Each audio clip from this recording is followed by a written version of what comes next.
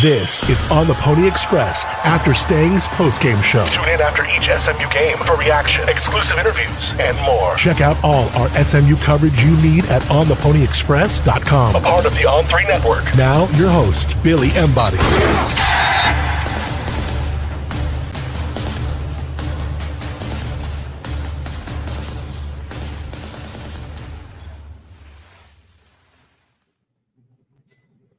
Welcome in, ladies and gentlemen, to another edition of the After Stang Show. I'm Billy Embody. With me is SMU tight end RJ Maryland, 69-10 homecoming win over Tulsa. You guys are bowl eligible now for yet another season.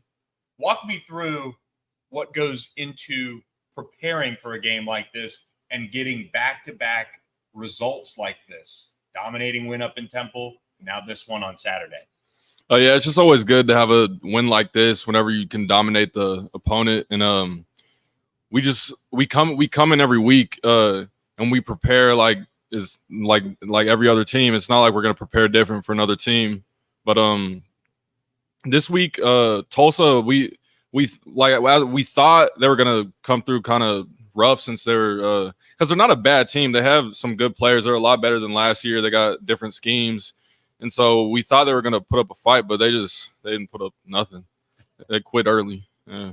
And you were a big part of that. You finished a lot of receivers today. Yeah. 2 catches, 95 yards, and a touchdown. Take me through the 62-yard touchdown, because I was watching it from up above. Yeah. And most of the times it looks like that safety maybe had that angle, and then all of a sudden it wasn't even close. Yeah. Coach Lashley even said it after the game. You could fly. Yeah. So we just got that little wheel concept, and I caught the ball and I saw the safety, and I saw him coming. It looked like he had the angle on me, so I was gonna maybe cut in to make a move on him, but then it looked like he took a bad angle, and then I just shot down the sideline. And so yeah, I don't think he's faster than me. He couldn't keep up. So yeah. The offense clicks yet again this week, or over the last 2 games in particular. What have you seen from your quarterback, Preston Stone? He set a career high in yardage in just a half. I asked him after the game, hey, did that remind you of being at Parrish a little bit? Or maybe this week for you, kind of being at South Lake, some of those games that get out of hand. But for his progression, what have you seen from him as he's tried to push this offense in the right direction? Yeah, he's just a resilient guy, because obviously before a Temple game, and we were having some struggles with the offense, and but now we're starting to click, and once we start clicking, like once we get through this month and the next month, that's when we want to start playing our best football. And so it's great as an offense when we click at a good time. Last year, you guys finished, I think, 5-2 over your last 7 to finish strong for the most part last year in the regular season.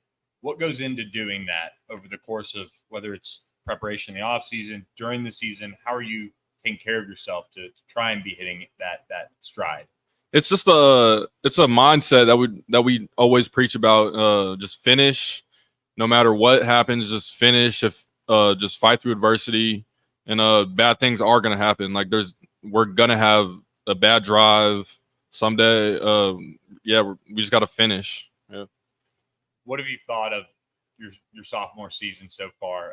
You've really emerged, especially today, to take that big role. You had the touchdown at East Carolina to cap things there. You just kind of continue to make some plays as of late in conference play, especially. What's this year been like for you?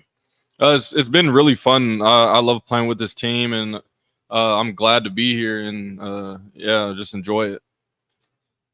You're at the position where SMU really relies on you at that position. Adam Moore caught a pass today. You guys got some other guys in the tight end room. Don't get me wrong.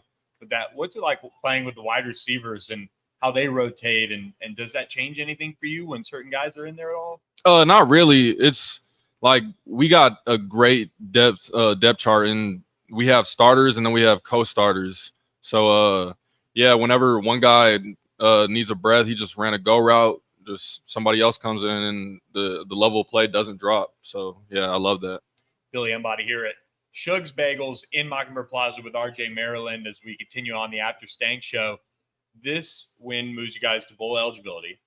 What does that mean for you overall? Like, you guys have high expectations. How do you still appreciate, getting to that marker?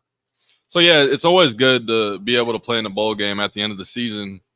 Obviously, our goals are high. We want to be champions, and that's really the goal. But the bowl game's always fun.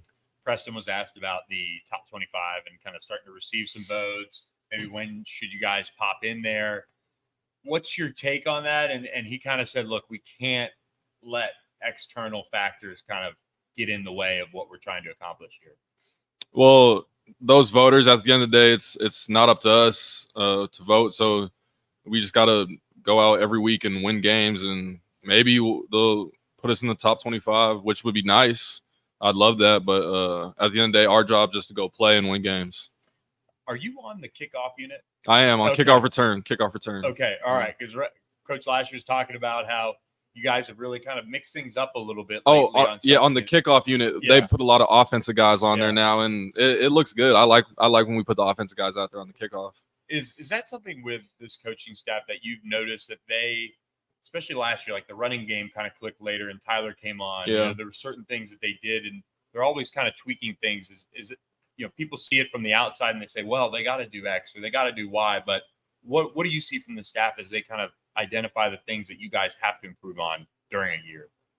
I just think whenever we have like a bad game, they'll really take us in like in our meetings and just tell us like we gotta be a man, and they'll make the switches. They'll take somebody out, put new guys in, and if they can do the job, they can do the job. And so yeah.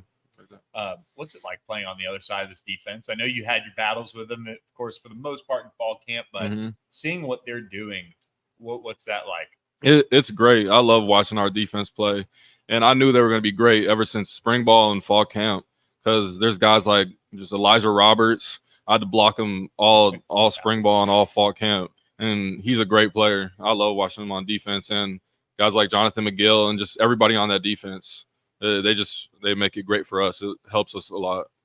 Now that you guys have back-to-back games coming up against in-state opponents, does that raise kind of the temperature a little bit, fighting for bragging rights as far as playing a Rice in North Texas? Yeah, it does. I like playing those in-state games, though. Just in-state rivalries.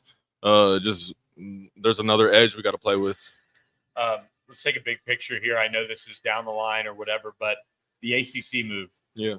What, as a guy who's going to have multiple years to play in that league, what was your reaction when it actually kind of happened? And as if you were a recruit, what are some of the things that stand out about that move to you?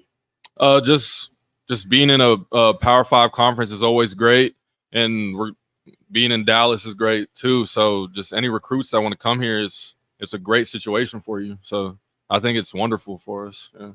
You kind of got a taste of like East Carolina, the big stadium. You guys played at OU, you guys played at TCU. That's going to be next year's kind of every week thing when you're on the road. Does that kind of help bring out the competitive juices to play in those environments? Yeah, I like those away games, especially those hostile environments like Oklahoma. Going out there, it's crazy seeing all the fans out there. I like away games whenever everybody's cheering against you. So yeah, I like those. Sooners lost to Kansas today. They did? Yeah, great. Did. So a little last minute one there for you. But look, with this offense, how do you guys keep taking steps forward? Because you guys have a game like this where you guys are sitting at, halftime. You didn't play in the second half. How do you continue to grade yourself hard, work on the little things, and keep that mindset going that you guys have talked about? We just go in every week with a fresh mind. Even if it's a game like this where we destroy them, we go in with a fresh mind. If it's a game where we don't play as well, we still have to just cut that out and just say, this is what we're going to do this week, and just go with that, and yeah, we'll be good. What would a conference championship mean? I know you don't want to look ahead at things, but what would that mean? It'll mean a lot for the city, and just a lot of the past players here and the future players that will be here in a few years. It just means a lot for the whole program in general. All right. RJ Maryland, thanks so much for your time, man. Thank you for having me. Appreciate you stopping by Shug's Bagels here in Mockingbird Plaza. RJ, you can head on out and grab your bagel if you want. Yeah, I am. Guys, check out after hours when it starts at 6 o'clock here at Shug's Bagels in Mockingbird Plaza. We'll have a lot more coverage for you guys here as we roll on the post-game show. Rhett Lashley talked about something that RJ was sitting here talking about a little bit. This team and their preparation, how they keep that mindset, how they keep that focus on the little things day in, day out. And he called it boring, but in a good way. To their credit, I mean, they're consistent, and it's hard to get 18 to 24-year-old guys to do that. And it's going to be hard. We got to go do it again now this week. But just the way they prepare, they've been consistent Monday, Tuesday, Wednesday, Thursday. I think I said it. I don't remember where I said it earlier this week. It almost feels boring sometimes because they're just going about their business in such a professional, this is what we do kind of way. And so it doesn't happen that often. So really proud of those guys. They're fun to coach. How you handle success is important. A lot of times it's harder to handle success than it is failure. They handled it well, I think, going into Temple, specifically on defense. I know the offense was hungry. I thought everybody handled it well today, and we're going to have to go ahead and do it all over again next week. But yeah, it gives you confidence as a coach when you start to see them do it week in, week out, to feel like they're going to be ready to play. It's going to be hard to win, but they're going to be ready each week. There's Rhett Lashley as we roll on, I should say, on the After Stangs show. A 69-10 win over Tulsa. The Mustangs moved to 6-2 overall on the year, 4-0 in AAC play. Love the comment from old Trent Patterson there in the comments asking about recruits that may be taking a harder look at SMU with the loss to OU. But look, a little early for that. 2025 might be the time where SMU might be able to capitalize on something like that. But this is an SMU team that I think we've talked about it a lot throughout our offseason this year. The leadership that's been brought in to this team with guys like Jonathan McGill, Jordan Miller, Elijah Roberts, the returning leaders on defense. Those are the guys that have really set that tone for that defense to have this type of a turnaround where they're ranked number 1 in the AAC. They're ranked as the number 13th overall defense in the country in terms of total yardage. I think they'll move up again after a performance like today. 247 total yards. They did give up 5 third down conversions on 17 attempts, but did hold Tulsa to over 2 on 4th downs. They averaged 3.4 yards per play. It was another really impressive showing from this SMU defense, even though Tulsa was able to, honestly somehow win the time of possession. I know SMU was scoring quickly and things like that, but it was so lopsided, 638 total yards for SMU, that even that kind of surprised me. But I think you look at the offense, and one of our first questions that came in from SMU alum 11 at ontheponyexpress.com, are you worried about the offense sputtering against Rice after playing back-to-back terrible defenses? And right now, no, that's not something that I really sit here and worry about. Each week, they're going to have to bring their A game. That's something that Rhett Lashley has really talked a lot about because they're not a perfect offense and they're not a perfect team either. That's something that he's reiterated, and that's probably a big piece as to why they continue to bring it day in, day out in practice in terms of solving the issues that they have with this team as they come up. But Rice ranked 79th in total defense right now, so it's not like SMU is going from Temple and Tulsa to all of a sudden playing East Carolina again. That was ranked in the top 40 going into that game overall. They're going against a team that also isn't necessarily, a really impressive defensive unit in terms of statistics. So SMU, their defense is playing at a really high level right now. And that's the thing about this team and where they could go long-term is they have the talent on defense. They play really, really hard. Rhett Lashley was talking about how they were ticked off that they gave up the field goal, and then the rest of the starters played for another 2.5 quarters and didn't give up a touchdown, didn't give up another point, I don't think. So they're a unit that has really high expectations, and that's what has made them great so far this year. They got a lot of confidence, and I mean this respectfully to our opponent, but when they kicked the field goal to make it 14-3, they came off the field and our defense was ticked that they scored. And I was just kind of like taken back by that for a minute. Like, that's the standard they're holding themselves to, which is unrealistic, but pretty cool. And, the starters won another 2.5, 3 quarters and didn't give up a touchdown. So they're taking that, running with that confidence, but they're holding themselves to that standard. We're not having to say anything, and so we got to keep bearing down on it, though, and keep building on that confidence and that momentum. Yeah, speaking of confidence, the SMU offense starting to get some. This is from ESPN Stats and Info. SMU is the only team to score 52 points or more in a half against an FBS opponent in the last 3 seasons. SMU's now done it twice.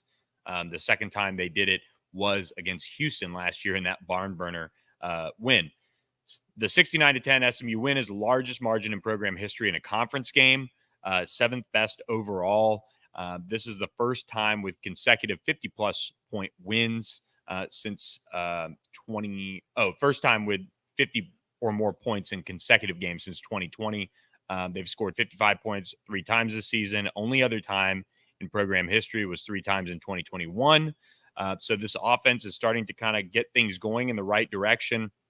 And 21 points in the first quarter plus a defensive touchdown is really, really strong. And that's how you take advantage of an opponent that's down on their luck.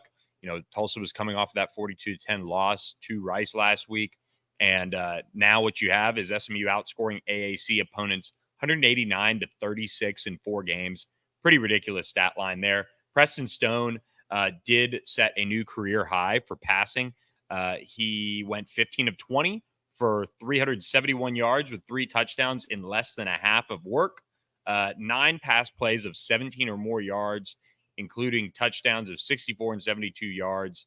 Just a dominating performance by this offense. That was what you really wanted to see from Preston Stone. I've said it kind of going into the East Carolina game. That's why that kind of performance overall was surprising, but his start wasn't. He's been playing with a little bit more confidence. They knew they had to find ways to get on the right side of things when it comes to the intermediate, the short passing game. And look, it's paying off. They're playing at a really high level, and it's impressing Brett Lashley as well. He's a first-time starter. You're going to see him grow and get better as the season goes on before your eyes. And we had a tough starting slate, and I think he's hung in there. I think he's trusting the teammates. I think he's improving each week, getting the ball in his hands quicker. The quick game's been a lot better, the relief game, getting on the perimeter. And so now you couple that with he just is confident in what we're doing. He knows where to go with the football. He's doing a good job of being aggressive and taking care of it. And so hopefully his confidence will just grow and grow each week. But I thought he had the same look in his eye as he had last week against Temple. And he was just in total control and totally confident. Yeah, RJ Maryland led the way with yards and 95 from the receivers. Adam Moore, the true freshman, had 3 catches for 66 yards. Remember his name. He's going to be special in the tight end room. Jordan Curley, 4 receptions, 49 yards. Keyshawn Smith, 3 receptions, 46 yards. Romello Brinson's 1 catch went for 74 yards and a touchdown. Just a really impressive performance. And then in the running back room, Kamar Wheaton goes 9 carries, 80 yards, 2 touchdowns, had a 25-yard catch. So 105 total yards for him, average 8.9 yards per carry. If the offense can get that type of work in from its running back room, they had 5 guys, as I'm looking at it, have a 10-plus yard run. So all 5 running backs that they got in there really, or 5 of the 7 had runs of 10 or more yards. They really, really were impressive overall. One of them, Kevin Jennings, who had that unfortunate first drive, was littered with sacks, but he had a long run of 10. So he was the lone non-running back out of that group of 5. But Kamar Wheaton, if that's how he's going to play, again, this is a conference opponent. This isn't somebody like a Prairie View A&M where you're kind of like, that's encouraging. Yeah, he shined today. That's a great point from Terry in the comments.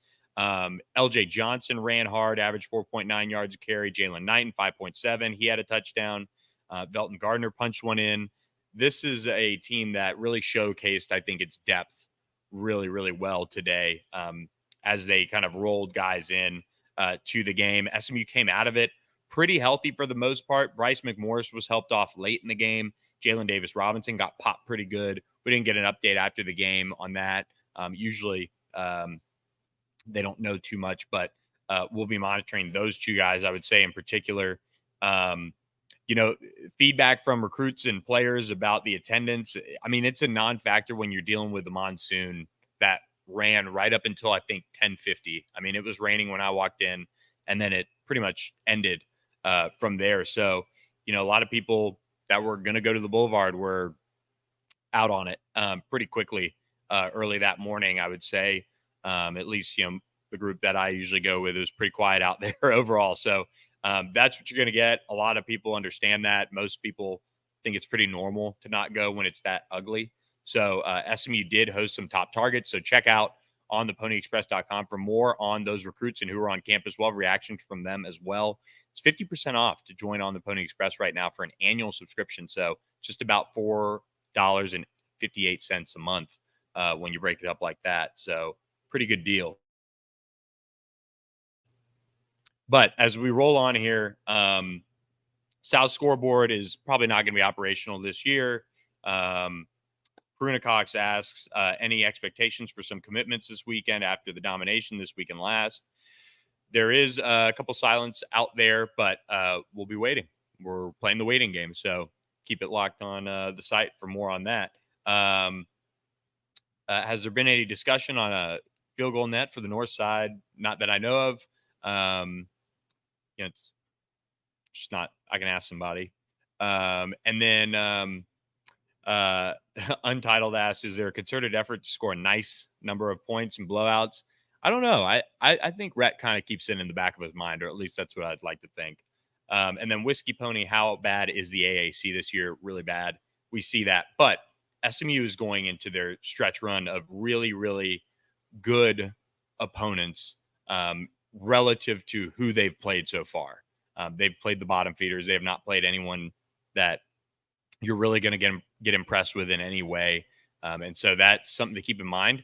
Rice is going to probably be a competitive game. You're going on the road. It's not going to be an insane atmosphere by any means, but it's a team that's pretty proud and has a veteran quarterback in JT Daniels. So SMU does get back in action Saturday night, 6:45, I believe it is, down in Houston against the Owls. So be sure to keep it locked on theponyexpress.com for that. Look, SMU starting to get some top 25 votes. I think with the score after the first quarter and really especially closing in on the end of the first half, a lot of people started to take notice, and makes a lot of sense to me. I mean, you do that to a team no matter how down they are from the previous week or how their season is going overall, it's going to catch people's eyes. And so maybe that helps SMU bring in some more votes for the top 25, but they're really not worried about that. And Preston was keeping it pretty real about why they can't let that, affect them in their preparation. Yeah, I mean, that's obviously being in the top 25 is something that's cool, but I think the more that we focus on the external, naturally that can affect your preparation for, the game that we're going to play this next Saturday and our ability to stay present. So that's not necessarily at the forefront of our mind, whether or not we're in the top 25 or people think that we should be ranked. I think as long as we keep our focus on being able to play like this, like we did today, week in and week out, the rest is going to take care of itself.